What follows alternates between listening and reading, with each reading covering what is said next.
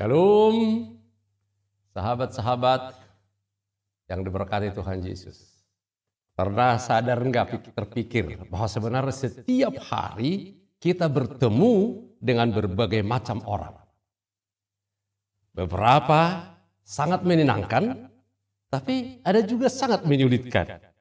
Ada juga yang sangat menginspirasi, tapi ada juga sangat menjengkelkan. Ada yang sangat mempesona, ada juga yang mengintimidasi. Pada kenyataannya, banyak masalah yang kita hadapi berhubungan dengan konflik pribadi karena masalah hubungan. Kita tidak bisa bergaul baik dengan orang-orang. Itu bisa dengan istri, itu bisa dengan anak-anak, itu bisa dengan keluarga, itu bisa teman di kantor, bisa tetangga-tetangga, atau bisa dengan siapa saja. Jika hubungan kita buruk, hidup akan menjadi kacau. Nah, itu dia. Hidup itu akan menjadi sangat menyedihkan. Jadi hubunganmu dengan siapapun buruk, hidup akan menjadi kacau. Hidup akan menjadi sangat menyedihkan.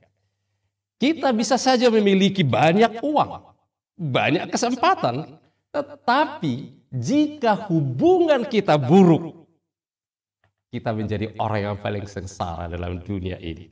Karena itu, sangat penting bagi kita untuk belajar bagaimana cara bijak berhubungan dengan orang lain, karena itu akan berhubungan dengan kebahagiaan kita. Ayo, kita akan dengarkan firman Tuhan, kita bersatu dalam doa. Damai sejahtera Allah yang melampaui segala akal itu, kiranya memelihara hati dan pikiran saudara di dalam Kristus Yesus Tuhan kita. Amin. Sahabat, firman Tuhan yang akan menyapa kita hari ini diambil dari surat Yakobus pasal 3 ayat 13 sampai dengan ayatnya yang ke-18 dengan tema hikmat yang dari atas. Demikian firman Tuhan. Siapakah di antara kamu yang bijak dan berbudi? Baiklah ia dengan cara hidup yang baik, menyatakan perbuatannya oleh hikmat yang lahir dari kelemah lembutan. Jika kamu menaruh perasaan iri hati dan kamu mementingkan diri sendiri, janganlah kamu memegahkan diri dan janganlah berdusta melawan kebenaran. Itu bukanlah hikmat yang datang dari atas, tetapi dari dunia, dari nafsu manusia, dari setan-setan. Sebab di mana ada iri hati dan mementingkan diri sendiri, di situ ada kekacauan dan segala macam perbuatan jahat. Tetapi hikmat yang dari atas adalah pertama-tama murni, selanjutnya pendamai, peramah, penurut, penuh belas kasihan dan buah-buah baik, tidak memihak dan tidak munafik. Dan buah yang terdiri dari kebenaran ditaburkan dalam damai untuk mereka yang mengadakan damai. Demikian firman Tuhan. Sahabat, firman Tuhan hari ini mengajar kita bagaimana cara bijak berhubungan dengan orang lain. Kuncinya, firman Tuhan berkata, mereka yang membawa damai, itu ayat 18, akan menanam benih perdamaian dan menuai panen kebaikan. Apa artinya itu? Bahwa dalam setiap hubungan, kita menanam benih setiap hari. Jadi every day kita menanam, kita menaburkan benih dalam setiap hubungan. Hubungan antara suami, antara istri, antara anak-anak, antara keluarga, antar sesama kantor, sesama tetangga, dan siapa saja, sama gereja dan sebagainya. Benih itu bisa benih kemurah hatian, bisa benih kecemburuan, bisa benih kedamaian, bisa benih rasa percaya diri, bisa benih ketidaknyamanan, dan berbagai jenis-jenis benih yang lain. Tapi setiap hari, every day, kita menaburkan benih. Itu bisa benih yang baik, benih yang positif, itu bisa benih yang negatif, benih yang buruk. Benih apapun yang kita taburkan dalam hubungan, ya, dalam hubungan, sudah pasti buah benih itu pula lah yang akan kita tuai. Jadi, agar benih yang kita tabur setiap hari, ya, jadi, agar benih yang kita tabur setiap hari itu adalah benih-benih yang baik, benih-benih yang positif, kita membutuhkan hikmat dari atas. Kebijaksanaan yang dari atas, dari Allah, dari surga. Karena pada kenyataannya banyak orang pintar, banyak orang berpendidikan tinggi dengan sederet gelar akademik yang ternyata tidak bijak dalam berhubungan. Mereka memiliki pendidikan, tapi tidak memiliki kebijaksanaan. Kok bisa ya? Berpendidikan tinggi tapi tidak memiliki kebijaksanaan. Karena hikmat yang dari atas itu bukan soal otak, bukan soal ijazah. Hikmat yang dari atas itu adalah gaya hidup. Tidak ada hubungannya dengan kecerdasan. Hikmat yang dari atas adalah segala sesuatu yang berkaitan dengan karakter dan hubungan kita. Jadi saya mendapat hikmat yang dari atas itu nyata dalam hubungan saya di rumah saya, tetangga saya, lingkungan saya, lingkup kerja saya, di gereja saya, dan dimanapun kita berada. Ayat 13 firman Tuhan berkata, ayat kita tadi, siapakah di antara kamu yang bijak dan berbudi? Ayo, siapa di antara kita yang bijak dan berbudi? Ini dia, baiklah ia dengan cara yang baik menyatakan perbuatannya oleh hikmat yang lahir dari kelemah lembutan, ya kan? Hikmat dunia hanya menyebabkan segala macam kekacauan, menyebabkan masalah, menyebabkan kebingungan. Hai sahabat, apakah saudara sedang kebingungan? Apakah saudara sedang kacau di rumah? Apakah sedang bingung atau kacau di tempat kerja? Apakah merasa hidup kacau atau sengsara? Jika iya, berarti kita belum menjalani hubungan dengan hikmat yang dari atas. Jadi kalau ada hubungan kita nggak beres, yang membuat kita kacau, membuat hidup kita jadi sengsara, cek deh hubunganmu, beres nggak hubunganmu? Berhubungan, membangun hubungan dengan cara yang bijak, dengan hikmat yang dari atas. Lalu seperti apakah orang yang bijak berhubungan dengan orang lain itu?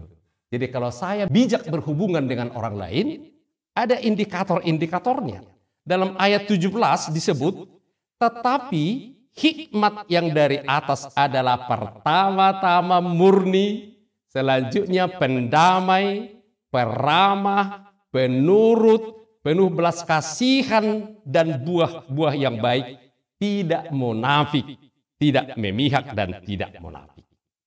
Sahabat, hari ini kita akan menguji diri sendiri. Jadi ada kuis ini. Apakah Anda dan saya seorang yang memiliki hikmat yang dari atas dalam berhubungan dengan orang lain? Ayo, ini ujiannya. Jika saya bijak dalam berhubungan, ya. Jadi kalau Anda dan saya, jadi kita ini adalah orang yang bijak berhubungan, memiliki hikmat yang dari atas dalam berhubungan, maka saya tidak akan kompromi dengan integritas saya. Jadi orang yang bijak berhubungan itu yang pertama, tidak berkompromi dengan integritasnya. Kenapa? Karena tadi hikmat dari atas itu pertama-tama murni. Murni itu ori. Biasa kita kan, bukan KW. Ya. murni, otentik, tidak bohong, tidak menipu, dan tidak memanipulasi. Dan ini semua hikmat yang murni itu menunjuk kepada karakter Yesus dengan satu kata, integritas. Jadi orang yang berhikmat dari atas itu dia memiliki integritas, murni, tidak menipu, tidak membohong. Itu adalah karakter Yesus. Tidak takut. Kalau kita tidak menipu, tidak membohong, tidak mencoba menutupi identitas kita yang sebenarnya, kita nggak perlu takut ketahuan dia bohong, dia enggak. Jadi hubungan kita akan fine-fine saja. Itu yang pertama ya. Kalau saya bijak, saya tidak kompromi dengan integritas saya. Yang kedua, kalau saya bijak dalam berhubungan, saya tidak akan membangkitkan amarah orang lain. Oh, siapa yang suka ini membangkitkan amarah orang lain? Kalau dia ketemu pasti orang lain marah. Ayo. Kenapa? Disebut yang kedua, ciri hikmat dari atas itu dia pendamai. Itu selalu berusaha menjaga keharmonisan, menghindari perdebatan, menghindari pertengkaran. Dia pencinta damai. Bagaimana caranya, bagaimana terjadi ini pertengkaran, perdebatan, membangkitkan amarah orang lain? Biasanya ada 3 hal yang bisa membangkitkan. Suka membandingkan. Kalau kami dulu bukan seperti kamu. Itu bisa membuat orang marah. Atau menghakimi. Oh, apanya kerjamu? Gak beres lu. Ya itulah udah aku bilang. Jadi suka menghakimi. Siapa yang suka menghakimi ya? Berarti tidak bijak berhubungan. Lalu yang tidak mempertentangkan. Mempertentangkan. Atau suka membesar-besarkan hal-hal kecil. Ayo, siapa yang suka bertengkar hanya gara-gara hal-hal kecil? Itu tidak bijak. Itu suka membangkitkan amarah orang lain. Tapi kalau saya bijak, saya mempunyai hikmat yang dari atas, saya tidak suka, tidak akan membangkitkan amarah orang lain. Itu yang kedua. Yang ketiga, kalau saya bijak berhubungan, saya bijak dalam berhubungan itu, yang ketiga, aku tidak akan meremehkan perasaan orang lain. Siapa yang suka tidak menghargai, meremehkan, mengecilkan perasaan orang lain? Saudara, ada kesalahan umum jika aku tidak merasakan seperti yang kamu rasakan, pasti deh perasaanmu itu salah. Atau perasaanmu itu tidak logis. Atau perasaanmu itu tidak rasional. Atau kamu bodoh. Aduh. Yeay. Ada orang seperti itu. Kalau kamu tidak merasa seperti yang rasakan, kamu pasti bodoh nih. Salah. Kamu enggak rasional. Karena yang ketiga dari hikmat dari surga itu adalah peramah. Peramah itu artinya penuh perhatian, ya, menghargai perasaan orang lain, meskipun yang kamu rasakan berbeda dari yang aku rasakan, atau meskipun yang kamu rasakan aku tidak paham, tapi kalau kamu berkata, aku rasa begini, oh itu yang kamu rasa ya. Saya tidak perlu mempertentangkannya, saya tidak perlu meremehkannya. Walaupun menurut saya apa yang kamu rasakan itu tidak logis, aku tidak perlu mereka. Karena itu yang kamu rasakan. Karena perasaan bukan soal benar dan salah. No. Bukan soal benar dan salah itu perasaan. Jadi nggak perlu dipertentangkan, nggak perlu dipersoalkan, jangan diremehkan. Ya. Lalu yang keempat, kalau saya bijak dalam berhubungan, yang keempat, saya tidak akan mengkritik keputusan atau saran orang lain. Ini loh yang sering terjadi dalam hubungan kita. Ketika sering kita merasa lebih pintar dari orang. Sehingga apapun sarannya, apapun keputusannya, keputusan apa itu, bodoh banget. Wah, rusak deh hubungan kita. Gak bisa kita menikmati hubungan. Dan hidup kita akan susah. Ya. Karena apa? Hikmat dari surga itu kata tadi, penurut. Yang disebut penurut bukan manut-manut aja apa dibilang ya dikatakan, tidak. Yang dimaksud di sini dengan penurut tidak defensif, ya. Tidak defensif, selalu membela diri, tidak mau diingatkan, terbuka untuk diskusi. Jadi kalau ada orang berkata, enggak deh, menurut pikiran kamu, menurut aku yang kamu katakan itu, bagaimana kalau bilang, apa yang kau tahu? Itu defensif. Jadi terbuka untuk berdiskusi, terbuka untuk mendengar, dan mau belajar. Itu yang memiliki hikmat dari atas. Jadi tidak akan mengkritik keputusan atau saran orang lain. Jadi apapun yang diputuskan orang, jangan dipikir, apa bodoh kali kau putuskan begitu. Enggak. Kita menghargainya. Tapi kita bisa discuss, kita bisa berbagi, kita bisa memberi pertimbangan, kita bisa memberikan referensi kalau kita pikir itu perlu ditingkatkan. Tapi jangan suka-suka kritik-kritik. Jadi Indonesia ini sekarang kan ngaco, kita kacau. Karena kerjaan kritik doang. Hanya mengkritik. Apapun dilakukan orang dikritik. Tidak disetujui, ya ngaco lah hubungan ini. Yang kelima, kalau saya bijak dalam berhubungan, saya tidak membesar-besarkan dan mengungkit-ungkit kesalahan dan masa lalu orang lain. Ayo, siapa di antara kita yang suka mengungkit-ungkit kesalahan? Membesar-besarkan kesalahan dan masa lalu orang lain. Salah apa selalu bola ke masa lalunya. Bola kesalahan yang lalu-lalu itu aja diomongin. Ya rusaklah hubungan. Ya. Hidup kita sengsara gitu loh. Hidup kita jadi susah. Kacau deh kehidupan ini kalau begitu-begitu melulu. Karena disebut hikmat dari atas itu penuh belas kasih dan perbuatan baik. Jadi penuh belas kasih dan perbuatan baik. Jadi kalau saya berhikmat dalam hubungan, aku tidak akan membesar-besarkan kesalahan atau mengungkit-ungkit masa lalumu. Orang yang berhikmat dari atas itu dalam berhubungan, dia selalu membackup, memberi dukungan, memberi dorongan kepada siapapun, kepada orang lain. Nah yang keenam sekarang, yang terakhir, indikator orang yang berhikmat dari atas sesuai dengan ayat 17. Kalau saya berhikmat dalam berhubungan, saya tidak menutupi atau menyembunyikan kelemahan saya sendiri. Jadi saya tidak perlu tampil menjadi orang yang serba sempurna, yang serba perfect. Tidak, saya adalah saya dengan keunggulan, kelebihan, tapi juga dengan kelemahan, kekurangan, dan keterbatasan. Saya tidak perlu pakai topeng agar orang tidak melihat kekurangan dan kelemahan saya. Tidak, saya lebih baik jujur untuk berkata, memang di hal ini saya lemah, di hal ini saya kurang, di hal ini saya terbatas. Saya tidak malu dengan kelemahan. Karena apa? Karena ternyata orang-orang lain juga, saudara-saudara juga mungkin ternyata nggak malu lagi. Iya, aku juga punya kekurangan loh. Jadi kalau kita orang-orang yang mengaku sama-sama punya kekurangan, kita bisa membangun relationship, a good relationship. Kita bisa mempunyai hubungan yang baik. Dan kalau hubungan kita baik, apa tadi? Hidup kita akan damai. Saudara-saudara, tadi katakan dalam ayat 17, hikmat dari atas itu tidak memihak dan tidak munafik. Jujur terhadap diri sendiri, terus terang, dan tidak berusaha menyembunyikan kelemahan diri sendiri. Tapi bukan mengumbar-umbar kelemahan, tapi tidak berusaha. Kalau memang, karena apa? Orang tahu kelemahan saya, nggak perlu disembunyikan. Semakin kita sembunyikan padahal orang tahu, ya makin rusak di hubungan kita. Tapi kalau kita jujur, memang di sini saya kurang, di sini saya lemah. Kita akan bisa saling mendukung, saling menolong, saling membantu, saling bergandeng tangan untuk move on bersama-sama to the next level.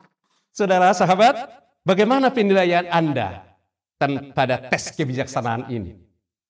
Apakah Anda mengkompromikan integritasmu?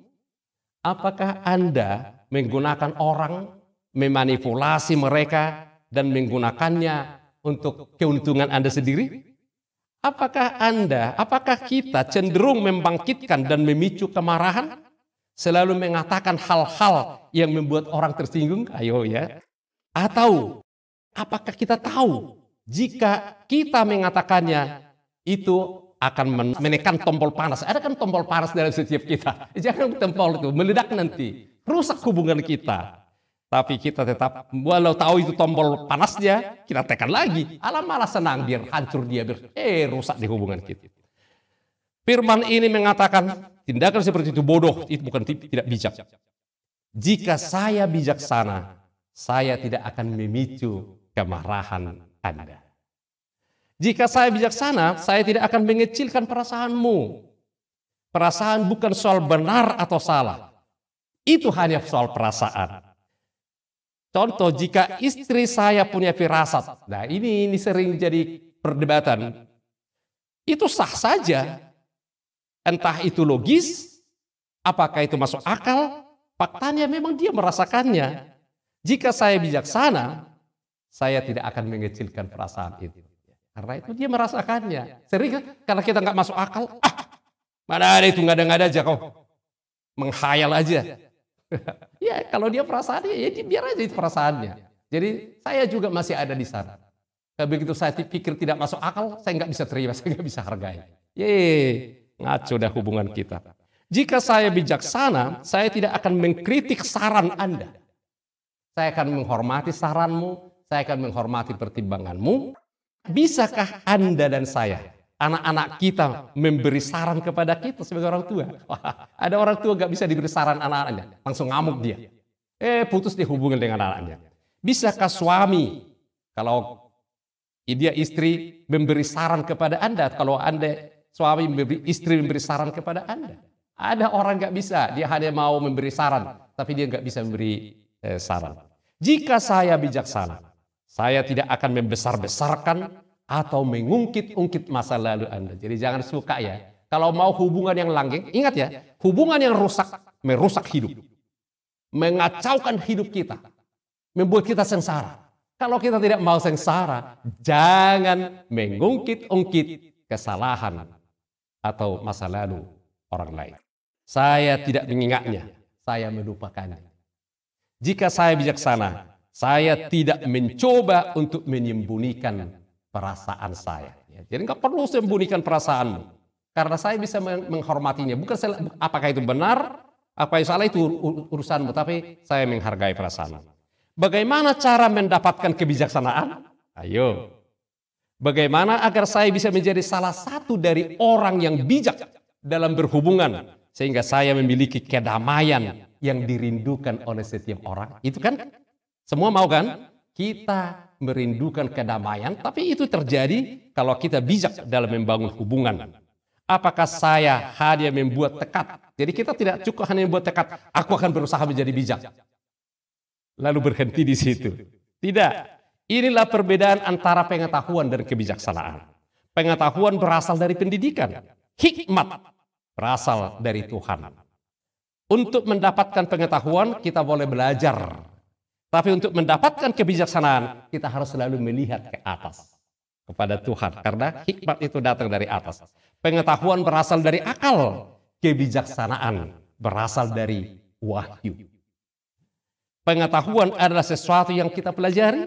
Kebijaksanaan adalah anugerah. Jadi kebijaksanaan tidak bisa kita usahakan. Kebijaksanaan itu dianugerahkan. Makanya kita harus selalu melihat ke atas agar dia menganugerahkan kebijaksanaan itu kepada kita. Yakobus 1:5. Jika ada di antara kamu yang kekurangan hikmat, mintalah kepada Allah. Jadi kalau kurang hikmat ya minta kepada Allah ya. Kebijaksanaan adalah anugerah dari Tuhan. Terkadang kita harus memohon terus-menerus. Saya bisa minta 50 kali dalam sehari. Tuhan, beri saya hikmat. Saya ingin menjadi bijaksana lebih dari apapun. Jika saya mencintai dan saya bijaksana, saya akan berhasil dalam hidup ini. Jika Anda dan saya penuh kasih dan bijaksana, kita akan berhasil dalam hidup. Ingat ya, jika kita penuh kasih dan bijaksana, kita akan berhasil dalam hidup. Karena itu, mintalah hikmat itu kepada Tuhan yang memberi dengan murah hati. Dia suka memberi. Kolose 2:3, rahasianya adalah Kristus sendiri. Di dalam dia tersembunyi segala harta hikmat Allah. Jadi semuanya terbungkus dalam satu pribadi, Yesus Kristus. Jika kita menginginkan hikmat Tuhan, terimalah Yesus dalam hidupmu. Jadi pertama-tama kalau kita ingin hikmat Tuhan, kita harus terima Yesus dalam hidup kita. Undanglah Yesus ke dalam hidupmu dan katakan, Yesus Kristus, pikirkan pikiranmu melalui pikiranku, dan ucapkan kata-katamu melalui mulutku. Bantulah orang melalui tanganku. Kasihilah orang-orang dengan hatiku, dan taruh hikmatmu dalam pikiranku.